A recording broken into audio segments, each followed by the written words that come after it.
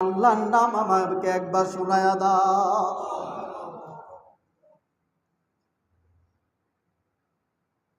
লোকটা আল্লাহর জিকির করা শুরু করে দিলেন। আবার কিছুক্ষণ পর আল্লাহর জিকির বন্ধ করে দিলেন। ইব্রাহিম নবী ডাক দিয়ে বলে, ভাই রে, কেন রে জিকির বন্ধ করে দিলাম? লোকটা বলেন, ভাই রে, যা দিয়েছো আবার হয় নাই, যদি আবার জিকির করতে হয় আমাকে আবার কিছু দিতে হবে। ইব্রাহিম নবী বলেন, ভাই, এই যে ছাগল গুলা এগুলা আমার না, আর একজনের ছাগল, সেইরা ছাগলের রাখাল হয়ে পাল হয়ে আমি এগুলা দেখতেছি, এর মাধ্যমে আমার রিজিকের ব্যবস্থা হয়। ভাই, আমি অর্ধেক দিয়ে দিলাম, আবার বিনিময় আবার কিছু চাইতেছ, তবে বাহিরে আল্লাহর নাম এত মধুর, এত ভালো লাগে রে ভাই, যাও যাও, অর্ধেক ছিল, বাকি অর্ধেক তোমাকে আমি দিয়ে দিলাম, তারপরে আমার আল্লাহর নামটা আরেকবার ডাকো।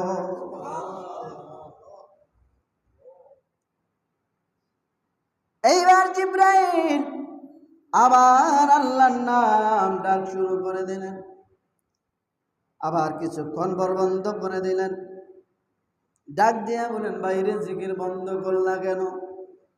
বলে, ভাই, আবার যদি আল্লাহকে ডাকতে হয় তাহলে আমাকে কিছু দিতে হবে। আবার যদি আল্লাহর নাম ডাকতে হয় তাহলে আমাকে কি কিছু? ইব্রাহিম নবী বলেন, বাইরে আমার যা ছিল আমি তাই দিয়ে দিয়েছি আল্লাহর নামে। সুবহানাল্লাহ। শুধু আল্লাহ নাম স্মরণ করার, আল্লাহর নামটা শোনার জন্য রে ভাই, আমার যা রাখা, যা বকরি ছিল, যা ছাগল ছিল, আমি সব তোমাকে দিয়ে দিয়েছি। আজকে মুসলমান আল্লাহর নামে খোঁজা হলে, আল্লাহর নামে যদি যাওয়া হয়, তারপরে মুসলমান দিতে যায় না। আছে না নাই? কথা বলেন, আছে না নাই? জি ভাই, আল্লাহর রাস্তায় তুমি এখানে একটা টাকা দান করো, মানুষের দিলটা বড় এত পাথর হয়ে গেছে, আল্লাহর নাম শোনার পরও তারপরে দেয় না। আছে না নাই? হাও কি রে জানেন, এমন করে মুখ যেন বোবা ধরছে। কেউ যদি চায়, আল্লাহর হাবিব বলেছেন, তোমার কাছে যদি কেউ চায় খবরদার ফিরাইয়া দিবা না, তোমার কাছে থাকা অবস্থায় ফিরাইয়া দিবা না। যদি না থাকে ভিন্ন কথা, হাতটা গায়ে বুলায়া বিদায় করবা, একটা মুস্কি হাসি দিয়া বিদায় করবা। আরে বেটা, এই মুস্কি হাসি দিয়ে যদি তুমি বিদায় করো, একটা সদকা তোমার আমল নামায় লিখে দেওয়া হবে। সুবহানাল্লাহ বলবেন না? তাহলে এমনি গেড়ি এরিয়া দেশকে আবার মুখটা বেজার করে না, একের মুখটা এমন কালা করে। আসলে এগুলা ঠিক না। আমরা যদি রসুলের আদর্শ মোতাবেক চলতে চাই, তাহলে রসুল আমাদেরকে যেগুলা শিখিয়ে গিয়েছেন ওই মোতাবেক চলতে হবে, সে আদর্শ মোতাবেক চলতে হবে। তাহলে যেন রসুল কিয়ামতের ময়দানে আমাদের জন্য সুপারিশ করবে। রসুলের আদর্শ মোতাবেক যদি আমি নাই চলি, তাহলে কি রসুল আমাকে চিনবে? কথা বলেন, রসুল আমাকে চিনবে? রসুল কবরে আমাকে চিনবে?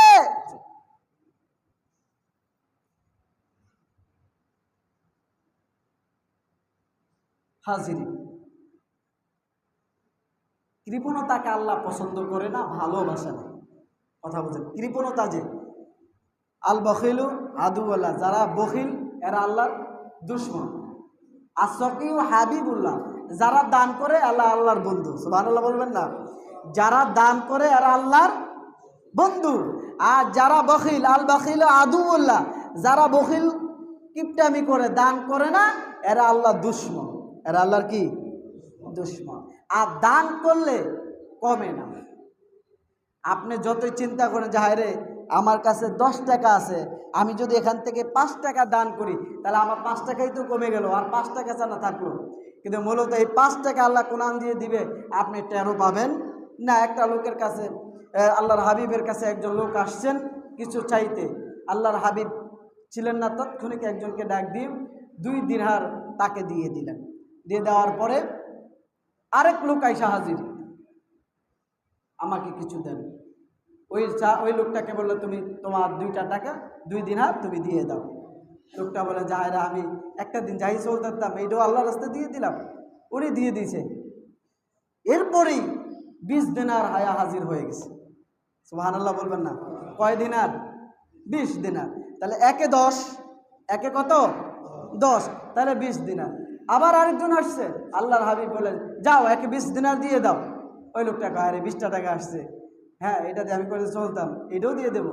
দিয়ে দিলেন। পদে পদে আবার যোগ করেন, 20 দিনারে 1 টাকা 10 টাকা হলে কত আসে? কথা বলেন, কত? 400 দিনার হাজির। এইবার নিয়ে যাও, এটা নিয়ে গিয়ে তুমি ব্যবসা করো। তাইলে বোঝা গেল, তুমি যা দিবা এর থেকে 1 টাকা যদি সদকা দাও, এই 10 টাকা আরেক কান দিয়ে যেই কোনো কাজে আল্লাহ তোমাকে দিয়ে দিবে। কথা বলেন? আল্লাহ কৃপণ না, আল্লাহ বরঞ্চ দিতে চায়, বান্দা নিতে চায় না, বান্দা নিতে চায়। এই জন্য যখনই আপনার কাছে আল্লাহর রাস্তায় চাওয়াবে, ভাই 10টা টাকা দেন, ভাই 2টা টাকা দেন, যখন আল্লাহর নাম নিবে খবরদার ফিরাইয়া দিবেন না। থাকা অবস্থায় 2 টাকা আছে 1 টাকা দিয়ে দিবেন, আপনার ওই 1 টাকার বিনিময়ে 10 টাকা আল্লাহ দিয়ে দিবে। কথা কি বুঝছেন? এবার ইব্রাহিম খলিলুল্লাহ ডাক দিয়ে বলে, ভাই আমি সব দিয়ে দিলাম, তবে আমার কাছে আর কিছু নাই। এ ভাই, তোমার এই যে ছাগল বকরিগুলা পালার জন্য একটা লোক লাগবে, লাগবে না? যে ছাগল বকরি দিয়েছেন, এই ছাগল বকরি পালার জন্য তো একটা রাখাল দরকার আছে না নাই? ইব্রাহিম নবী বলেন, বাইরে ওই রাখালের দায়িত্ব আমি ইব্রাহিম নবী নিয়ে নিলাম। জিবরাইল এইবার বলেন, ভাই আমি মানুষ না, বাইরে তুমি আমাকে যা দিয়েছো ধরো সব আমি তোমাকে দিয়ে দিলাম। ভাই আমি মানুষ না, আমি হলাম আল্লাহর ফেরেশতা জিবরাইল। এ ভাই, আল্লাহ তোমাকে খলিলুল্লাহ বানিয়েছে, কেন বানিয়েছে? এইটা পরীক্ষা করার জন্য আল্লাহর কাছে চেয়েছিলাম, তোমাকে পরীক্ষা করার জন্য। তবে ভাই, আল্লাহ যে তোমাকে খলিলুল্লাহ বানিয়েছে, বিনা কারণে বানাই না। ও ইব্রাহিম, নিশ্চয় তুমি আল্লাহর বন্ধু। সুবহানাল্লাহ, আল্লাহু আকবার। হাজিরিন, যখন যে অবস্থা থাকবেন, নাম নিবেন কার? নাম নিবেন কার? শুধু তাই নয়, হাদিস শরীফের ভিতরে আসছে, عن أنس رضي الله تعالى عنه قال قال رسول الله صلى الله عليه وسلم, তিনি বলেন, যারা আল্লাহর জিকির করেন, قال رسول الله صلى الله عليه وسلم, হাদিস বর্ণনা করেছেন আব্বাস রাদিয়াল্লাহু তাআলা আনহু, قال رسول الله صلى الله عليه وسلم, الشيطان جاسم على قلب بني آدم فإذا ذكر الله خنس وإذا غفل وسوس। رواه البخاري। আব্দুল্লাহ ইবনে আব্বাস তিনি বলেন, ক্বালা নবী সাল্লাল্লাহু আলাইহি ওয়াসাল্লাম, নবী করিম সাল্লাল্লাহু আলাইহি ওয়াসাল্লাম বলেছেন, আশ-শাইতানু জাসিমুন আলা কলবি বানি আদম, বনি আদমের সন্তানের কলবের ভিতরে শয়তান খামোশ মেরে বসে থাকে। কি মেরে বসে থাকে? এইভাবে খামোশ মেরে বসে থাকে। আর যখন বনি আদম ফাইদা যাকারাল্লাহ, যখন বনি আদম আল্লাহর জিকির করে, আর যখন আল্লাহর জিকির করে, তখন শয়তান দূরে চলে যায়। ওয়াইদা গফালা ওয়াসওয়াসা, শয়তান আর কুমন্ত্রণা দিতে পারে না, শয়তান আর ওয়াসওয়াসা দিতে পারে নাই। তাহলে সব সময় যদি তুমি আল্লাহর জিকির করে যাও, তাহলে কলবটা পরিষ্কার থাকবে, শয়তান দূরে চলে যাবে, শয়তান তোমাকে ওয়াসওয়াসা দিতে পারবে না, তোমার দ্বারা কোনো গুনার কাজ হতে পারবে না। হাজিরিন, আমরা সব সময় যখন যে অবস্থায় থাকি, কার জিকির করব? আল্লাহর জিকির করব। খবরদার জিকির থেকে গাফেল হব না। বিনয়ের ভাবে, নম্রভাবে, ভয়ের সাথে যখন জিকির করবেন, আল্লাহকে হাজির করে জিকির করবেন। আর এই মজলিসটা ফেরেশতারা বেষ্টন করতে করতে আসমান পর্যন্ত চলে যায়। এই আপনার ফাযকুরুনি আযকুরুকুম, আল্লাহ বলেন বান্দা তুমি স্মরণ করো, তুমি যখন আমাকে স্মরণ করো আমি আল্লাহ তোমাকে স্মরণ করি। সুবহানাল্লাহ বলবেন না?